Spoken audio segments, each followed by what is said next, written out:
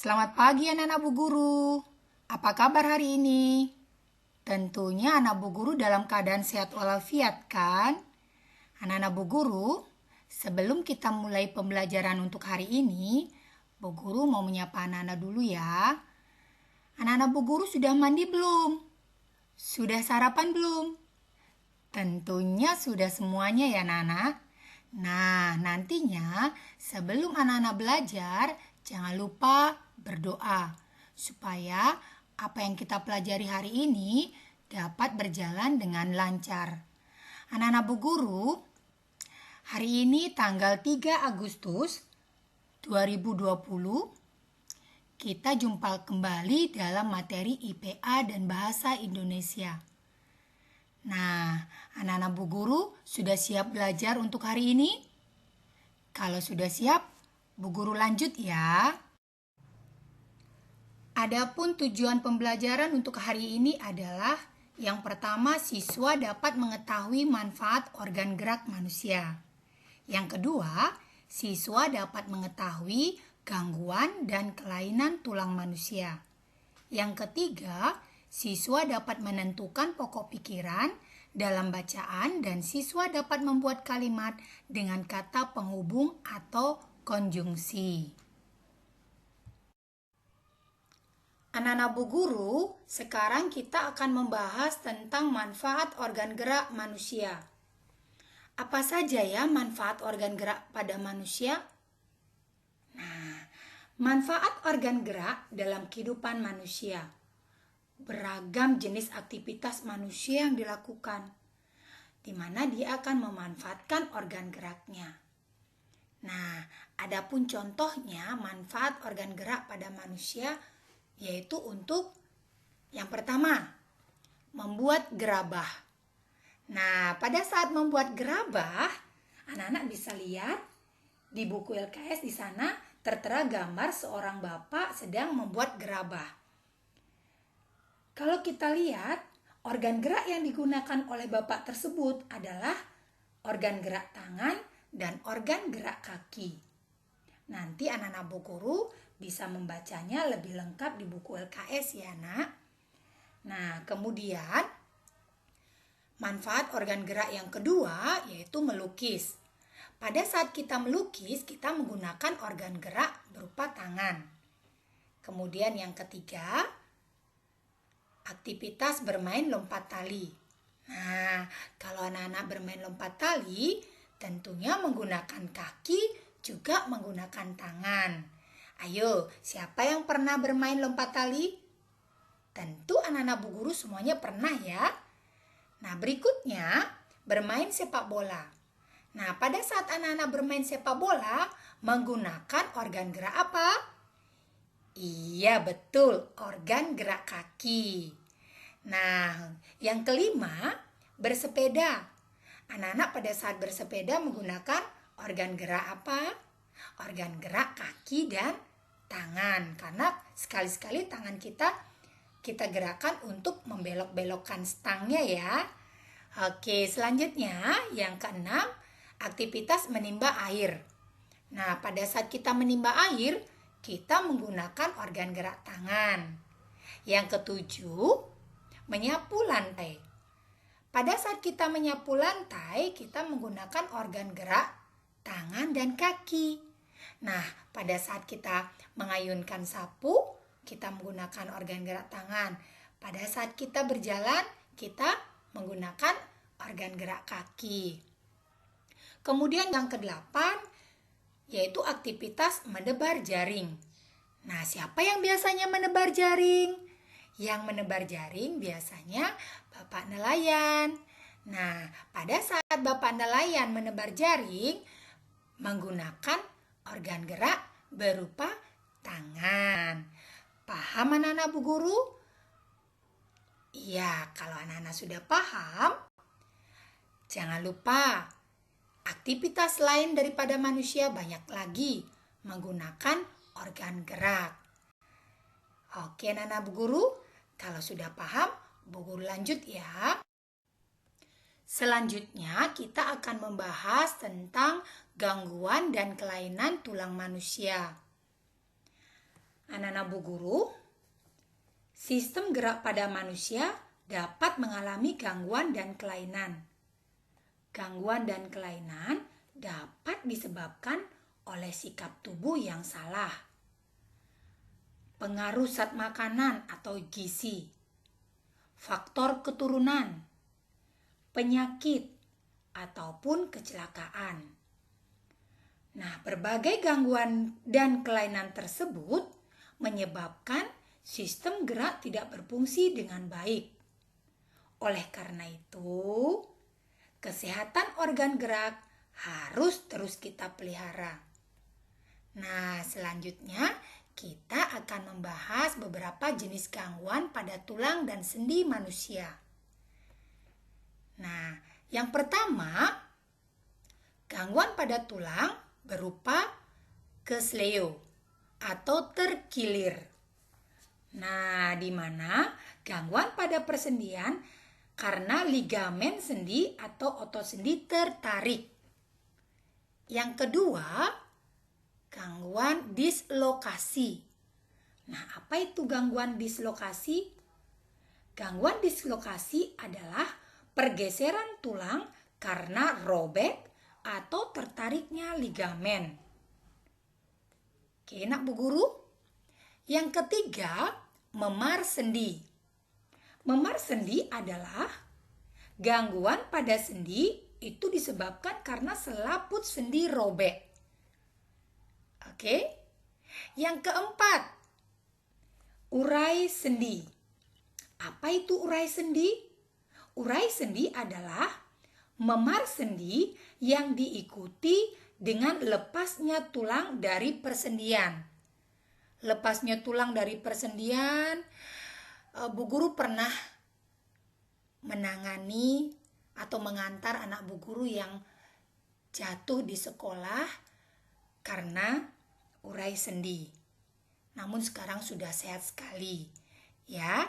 Nah, tentunya anak-anak harus tetap berhati-hati ya apabila bermain supaya tidak terjadi gangguan urai sendi. Nah, selanjutnya anak Bu Guru, yang kelima adalah fraktura atau patah tulang. Nah, fraktura adalah kondisi patah tulang karena kecelakaan mungkin atau terjatuh. Terjatuh pada saat memetik pohon mangga bisa juga atau yang lainnya. Nah, selanjutnya yaitu fisura. Fisura yaitu retak tulang. Retak tulang itu karena benturan, terjatuh juga, atau kecelakaan. Aduh, ngeri sekali ya anak-anak Bu Guru. Gangguan pada tulang manusia itu banyak sekali. Jadi anak-anak harus tetap menjaga kesehatan organ gerak ya. Selanjutnya kita akan membahas tentang beberapa kelainan pada tulang manusia.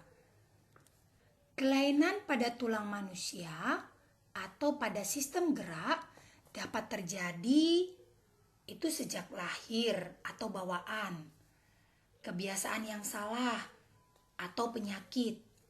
Nah, kelainan ini akan berlangsung lama sehingga sangat mempengaruhi sistem gerak pada manusia. Nah, untuk lebih jelasnya anak-anak Bu Guru akan bahas satu persatu beberapa kelainan pada tulang manusia. Oke, nah Bu Guru, yang pertama yaitu polio.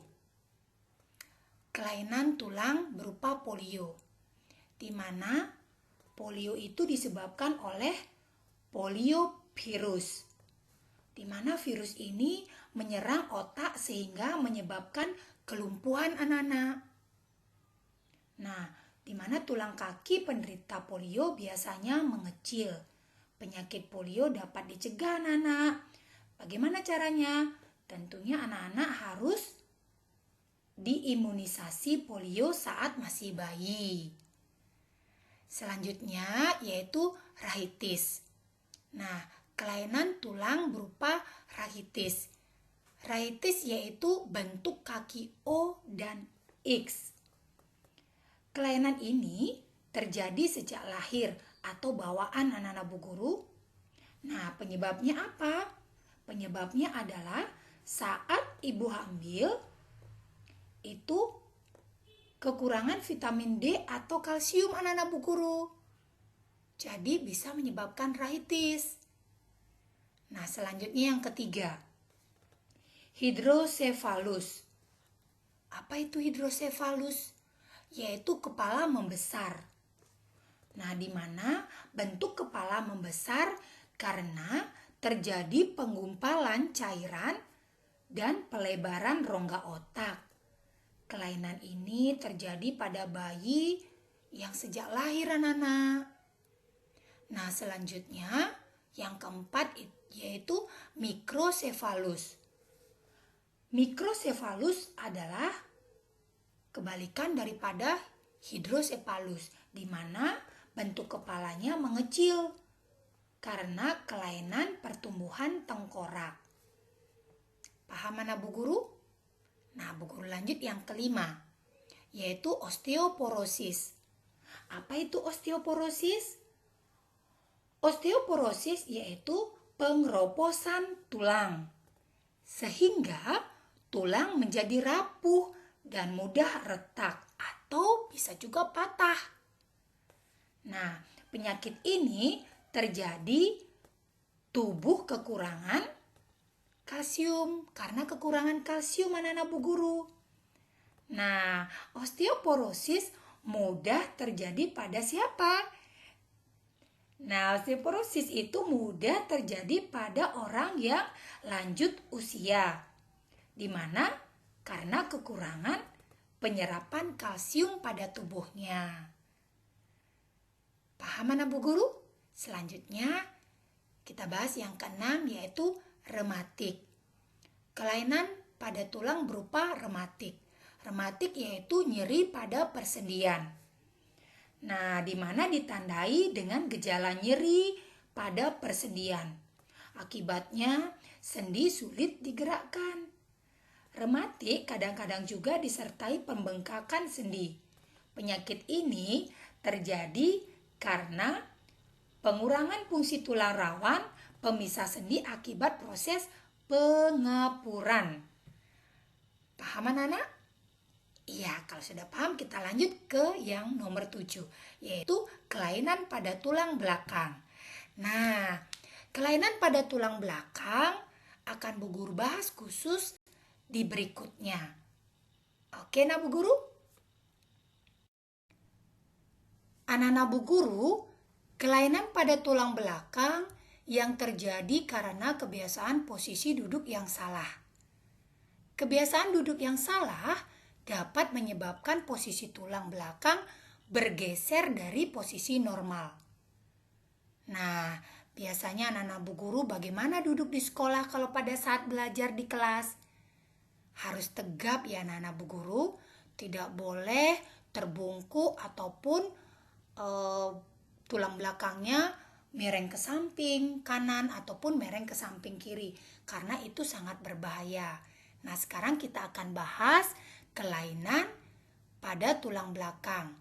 Ada 3 macam kelainan pada tulang belakang. Nah, yang pertama adalah lordosis. Apa itu lordosis? Lordosis adalah tulang belakang melengkung ke depan sehingga kepala tertarik ke belakang. Anak-anak boleh sambil baca, sambil memperagakan ya, bagaimana itu ya kalau tulang belakang melengkung ke depan. Jadi anak-anak tahu ya bagaimana lordosis tersebut. Oke, yang kedua, kifosis. Kifosis adalah tulang belakang melengkung ke belakang sehingga penderita tampak seperti bungkuk. Paham anak Bu Guru? Coba bungkukkah badannya? Ya, tentunya anak Bu Guru tidak mau seperti itu kan? Makanya duduk harus tegap. Oke? Yang ketiga, skoliosis. Nah, apa itu skoliosis? Skoliosis adalah tulang belakang melengkung ke samping sehingga badan tampak melengkung ke kanan atau ke kiri. Seperti apa Nana Bu Guru? Iya betul, seperti huruf S. Apakah anak-anak Bu Guru mau seperti itu? Tentunya tidak. Maka dari itu, jaga dan rawat tulang anak-anak ya. Duduk yang tegap dan tentunya makan makanan yang bergizi supaya tulang tetap sehat. Oke, anak-anak Bu Guru? Sudah paham? Kalau paham, Bu Guru lanjut ya. Anak-anak Bu Guru, setelah tadi kita pelajari materi IPA, sekarang kita akan mempelajari materi bahasa Indonesia. Adapun materi yang akan kita pelajari yaitu tentang pokok pikiran dan konjungsi untuk mengembangkan karangan baru. Nah, pada pembelajaran sebelumnya, anak-anak sudah belajar membuat karangan baru berdasarkan pokok pikiran. Pada pembelajaran kali ini, anak-anak akan kembali untuk membuat karangan berdasarkan pokok pikiran. Nah, sebuah karangan terdiri atas beberapa paragraf. Tiap paragraf disusun dari beberapa kalimat agar menjadi padu. Antar kalimat dihubungkan dengan kalimat penghubung yang disebut juga dengan konjungsi. Nah, kata penghubung atau konjungsi merupakan sebuah kata berfungsi sebagai penghubung antar kata, antar frasa, antar klausa, antar kalimat, atau antar paragraf. Untuk lebih lanjutnya, Bu Guru akan jelaskan berikutnya. Anak-anak, tiap jenis konjungsi digunakan sesuai fungsinya masing-masing. Sekarang Bu Guru akan bahas macam-macam konjungsi. Jenis konjungsi beserta contoh konjungsinya. Yang pertama, konjungsi menyatakan gabungan. Contohnya berupa kata dan, lagi pula, serta. Yang kedua, konjungsi menyatakan pertentangan. Contohnya berupa kata tetapi, akan tetapi, melainkan, sedangkan, sebaiknya, dan namun. Selanjutnya konjungsi menyatakan waktu. Contohnya yaitu sebelumnya, selanjutnya, bila mana, sejak, dan sesudah. Kemudian konjungsi menyatakan tujuan. Contohnya berupa kata guna, untuk, agar supaya. Selanjutnya konjungsi menyatakan sebab. Contohnya yaitu dengan kata atau berupa kata sebab dan karena. Konjungsi menyatakan akibat. Contohnya berupa kata akibatnya, sehingga, dan sampai. Yang terakhir konjungsi menyatakan urutan. Contohnya berupa kata lalu, kemudian, mula-mula, dan pertama. Perhatikan dengan baik ya anak-anak Bu Guru. Harus dipahami. Nanti anak-anak Bu Guru supaya bisa membuat atau menyusun kalimat berupa kalimat konjungsi. Paham anak-anak Bu Guru? Oke, Bu Guru akan lanjut ya. Selanjutnya Bu Guru akan membahas soal mari beraktivitas. Nah, yang akan Bu Guru bahas yaitu soal nomor 3 pada buku LKS halaman 96. Nah, setelah anak-anak menonton video ini, anak-anak boleh membaca kembali buku LKS-nya yang akan Bu Guru bahas nomor 3 halaman 96 anak-anak, di mana tentang temukan konjungsi yang terdapat pada bacaan yang berjudul Kapal Pinisi di Indonesia. Nah, berikutnya akan Bu Guru bahas jawabannya ya anak-anak Bu Guru, sambil Bu Guru menjelaskan sedikit. Nah, sebelum Bu Guru membahas jawabannya, Bu Guru akan membacakan terlebih dahulu apa saja sih pokok pikiran tiap-tiap paragraf yang ada pada bacaan kapal pinisi di Indonesia. Nah, apa saja pokok pikiran yang ada pada bacaan tersebut? Nah, di sana ada 4 paragraf. Paragraf yang pertama, pokok pikirannya adalah sejarah kapal pinisi di Indonesia. Paragraf yang kedua, pokok pikirannya adalah jumlah tiang layar kapal pinisi. Kemudian paragraf ketiga, pokok pikirannya adalah ritual pembuatan kapal pinisi. Kemudian paragraf keempat, pokok pikirannya adalah eksistensi kapal pinisi tak lekang oleh waktu. Nah, dapat dipahami anak-anak Bu Guru? Yang Bu Guru bacakan tadi adalah jawaban yang pertama. Pertanyaan pertama sudah Bu Guru jawab. Namun tidak semua Bu Guru bahas anak-anak. Anak-anak bisa mengerjakan atau melanjutkannya tanpa dikumpul. Dibaca di rumah dengan baik ya anak-anak Bu Guru. Nah, selanjutnya Bu Guru akan bahas jawaban nomor 3. Nah, bagaimana jawabannya? Tertera pada tabel ya anak-anak Bu Guru. Pertama kita disuruh menentukan konjungsi daripada bacaan kapal pinisi di Indonesia. Kemudian jenis konjungsinya seperti apa? Kemudian bukti kalimatnya bagaimana? Nah, bisa anak-anak perhatikan, Bu Guru akan baca. Yang pertama, konjungsinya adalah untuk. Jenis konjungsinya, konjungsi menyatakan tujuan. Bukti kalimat yang tertera pada bacaan kapal pinisi di Indonesia adalah kapal tersebut digunakan untuk berlayar menuju negeri Tiongkok. Paham anak Bu Guru? Nah, selanjutnya konjungsinya berupa namun. Nah, jenis konjungsinya adalah konjungsi menyatakan pertentangan, di mana terbukti kalimatnya yaitu namun di tengah perjalanan kapal tersebut dihantam ombak dan terbelah menjadi 3 bagian. Nah, itu bukti kalimatnya ya anak-anak. Kemudian konjungsi berupa kemudian, kata kemudian. Nah, jenis konjungsinya adalah konjungsi menyatakan urutan. Bagaimana bukti kalimatnya? Bukti kalimatnya adalah kemudian masyarakat membangun kembali kapal tersebut yang terkenal hingga sekarang. Nah, itu kalimat pembuktiannya anak-anak. Kemudian konjungsi yang berikutnya yaitu dan.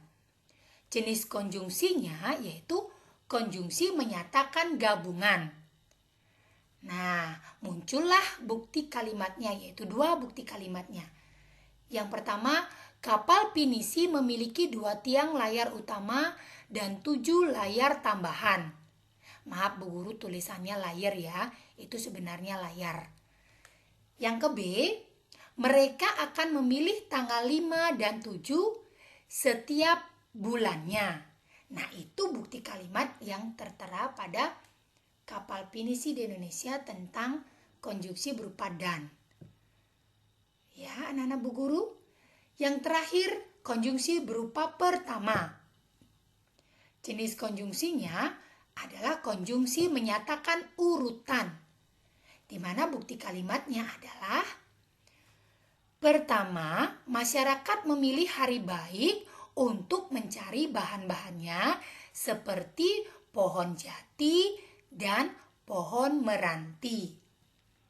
Nah, demikian jawaban pertanyaan soal nomor 3 anak-anak Bu Guru pada soal mari beraktivitas.